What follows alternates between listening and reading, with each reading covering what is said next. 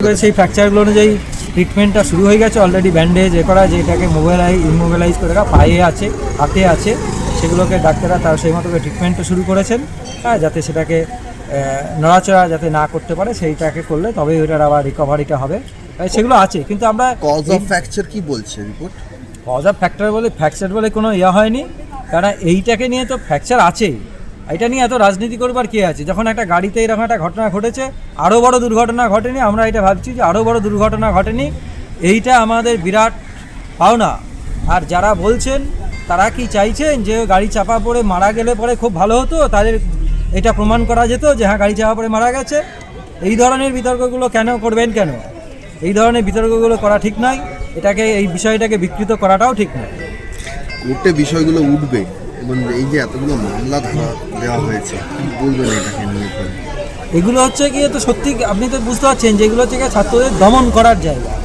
কিন্তু আমি আবারও অনুরোধ করছি যে এই প্রজন্মের ছাত্রছাত্রীদেরকে যদি আমরা ভয় দেখিয়ে দমন করবার যদি প্রচেষ্টাতে নিই, তারা কিন্তু দমবে না। তারা যেমন বাবা মাদেরও কথা শোনে না, তারা এরকম কিন্তু এইসব দমন পীড়নের কথাই শুনবে না, তারা বরং আরও বেশি উত্তেজিত হয়ে যাবে।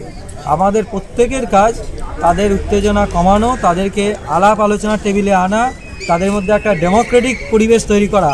এটা শুধু ছোটদেরকে শুধু অভিযুক্ত করে চললে হবে না, আমাদের বড়দের, আমরা যারা সিনিয়র, তাদের অনেক বেশি রেসপন্সিবল হতে হবে, অনেক বেশি দায়িত্ব নিতে হবে।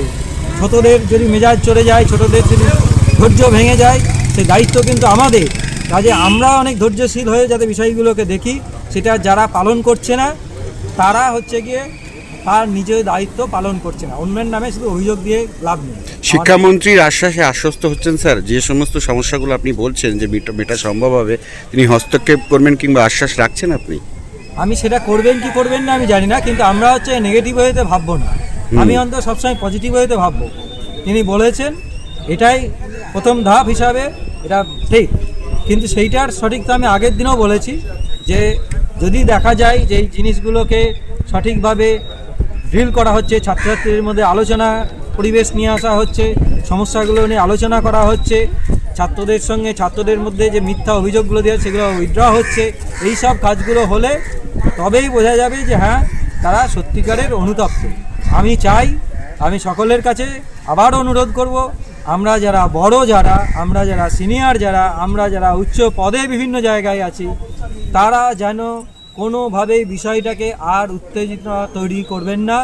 আলাপ আলোচনার মধ্যে দিয়ে বিষয়টাকে একটা ডেমোক্রেটিক জায়গায় সমাধান করুন। ছাত্রদেরকে অভিযুক্ত করে দমন পীড়ন করে শাসন করা যায় না। ছাত্রদেরকে ভালোবেসে, ছাত্রছাত্রীরা আমাদের, আমি আবার সেই কথাটাই বলছি, ছাত্রছাত্রীরা আমাদের প্রতিপক্ষ নয়, ছাত্রছাত্রীরা আমাদের গর্ব।